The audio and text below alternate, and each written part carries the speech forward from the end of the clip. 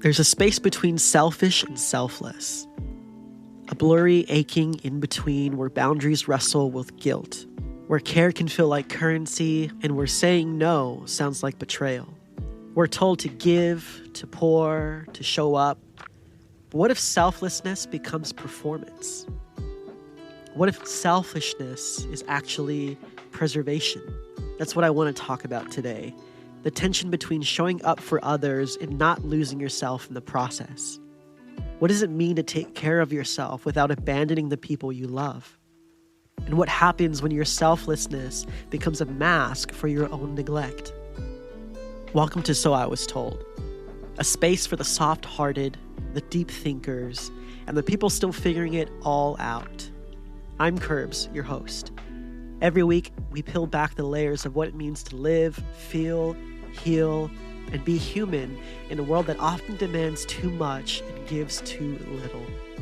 If you've ever felt like your emotions were too big, or your boundaries too rigid, or your love too complicated, you're in the right place. Let's get into this.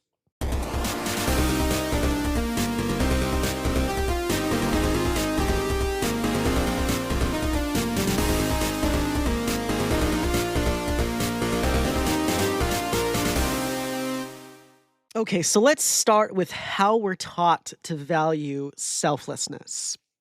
Because generally speaking, it's a good word. It's a good quality to possess, right? You want to be with somebody who is selfless, you know? You want your friends to be selfless. You want those you love to be selfless. Especially in marginalized communities, we kind of understand, I feel like, more deeply this idea of selflessness and how we need to show up for each other and how we need to look out for each other in these communities. We're raised to believe that the more you give, the better you are. You know what I mean? Like, especially if you give without asking for anything in return. That's the model of, a good friend, a good partner, a good activist, a good child. But what happens when you give and there's nothing left? At that point, I think you start to feel resentment towards the people you're giving to. You start to forget what you even like or need or what it is you want. Your identity gets swallowed by your utility, by your ability to give. I don't think we talk enough about the psychological cost of all of that. We don't talk about how overgiving is often a trauma response, a fawn response, a way to keep people close to be useful enough to not be abandoned. Because here's the truth. If your care costs you your peace, how is that care? It seems more to me like compliance or survival. It's just not sustainable. We've all heard this quote: you can't pour from an empty cup. But some of us never learned that we were allowed to stop pouring at all. According to trauma researcher Dr. Pete Walker, the fawn response is a survival strategy where individuals try to avoid conflict by pleasing others. Damn, that sounds really familiar. It's especially common in people who experienced childhood trauma. Over time, that behavior becomes chronic self-abandonment. In my journey to kind of dig through my past, specifically through the childhood trauma that I've endured because of alcoholism and drug use, emotional abuse, physical abuse, I was led to this idea of the fawn response and just found myself totally in this type of living. It's hard. It's a hard truth to accept. So let's flip it. What happens when you finally say no? When you decide to protect your energy or stop being available to everybody all of the time? Well, for me, I feel guilty. In fact, I feel really guilty. You see, self-preservation is so often mistaken for selfishness. But there's a difference between being self-centered and being self-aware. Self-awareness says, I matter too. I have limits too. And if I want to keep loving the people in my life well, I need to not burn out in the process. As great as all that sounds, as much as I've tried to tell myself that, it's usually the guilt that whispers to me, you're a bad friend, you're a bad partner, you're being cold, you're abandoning them. And it's so easy to succumb to your guilt instead of speaking life to yourself, because that guilt isn't truth, it's conditioning. We've been trained to associate our worth with our output in this capitalistic society. How much can you produce? How much can you offer? You see, according to the research from the University of California, Berkeley, chronic people pleasing is often tied to low self worth and high anxiety, where individuals derive validation from overextending themselves. Isn't that crazy? I didn't know you could be chronically people pleasing. You see, you're not a product, you're not a machine. You were never created to constantly output, to constantly produce, to constantly give. That is not your reason for being alive. Therefore, saying no doesn't make you cruel, it actually makes you conscious. Do you remember the first moment that you ever felt guilty for choosing yourself? What other emotions accompanied you during that? What were you afraid of happening if you said no, or if you chose yourself instead? How long did that guilt last? You see, this is where it gets hard. Holding the middle, the space in between selfishness and selflessness, living in that tension, being someone who cares deeply without becoming someone who just disappears.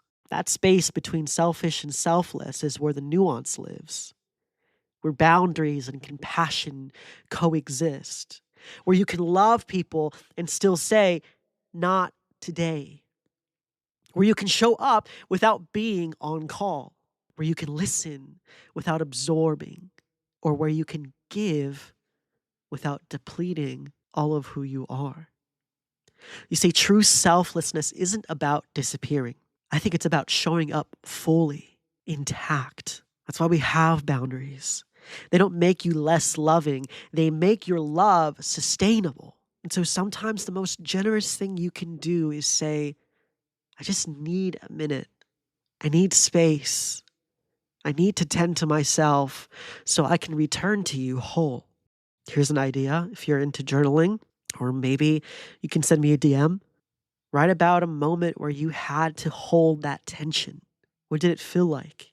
How did it benefit you? Or how did you struggle through that? Here's another question to chew on. Who taught you that being good means disappearing? You know? Because there's something deeper going on here. The way we idolize people who sacrifice everything. The way we turn mothers, activists, healers, and partners into martyrs. The way we reward people for being endlessly available, endlessly giving, and endlessly forgiving. I don't think that's love. I think that's a form of idolatry. Yes, idolatry. Probably not a word you're used to hearing, or maybe one that you kind of maybe associate more with religion. But I think there is a real sense of idolatry that many, many people could unknowingly fall into because we don't talk about it enough. You might understand it as being parasocial, obsessive, a stan, but idolatry, real idolatry, I believe, is something that any human is vulnerable in being ruled by. Sometimes we can lift the selfless people up so high that we inadvertently condition them to believe that their only worth is just in the giving or in what they've done. And so it's easy to feel trapped by simply having a giving heart. So next time, I'd love to talk about what it means to be worshipped or pedestalized, to be used up and called holy. I'm currently in the process of writing a sort of series for that, and I'm pretty excited to get into it. But anyway, as we close out this episode, here's the takeaway that I'd love for you to just have. There is a space between selfish and selfless, and you're allowed to live there. You're allowed to exist there, to rest there. You are allowed to choose you, not because others don't matter. Let that become ingrained in the garden of your heart. Let that be seeded. Let it grow and let it bloom, this idea that you are allowed to choose yourself. And in doing so, you are not invalidating the worth or presence of other people. You are simply acknowledging that you matter. And so your boundaries are not a threat. Your boundaries should not be perceived as a threat by those who are in your life. Those boundaries are meant to keep you guys safe and healthy. You don't owe anybody your exhaustion. I'm sure we're all aware of what it feels like to exist in a relationship or a friendship where exhaustion is just prevalent among one or both people. It's not a good place to be in. So if you vibed with this episode, I'd love to hear from you. DM me your experiences with guilt and shame having to do with saying no, or leave me a voicemail in the link in my bio if you want to call in. I want to know, when did you ever feel punished for protecting your peace? I love hearing and reading what you guys have to say. So until next time, take care of yourself fully, fiercely, and without apology.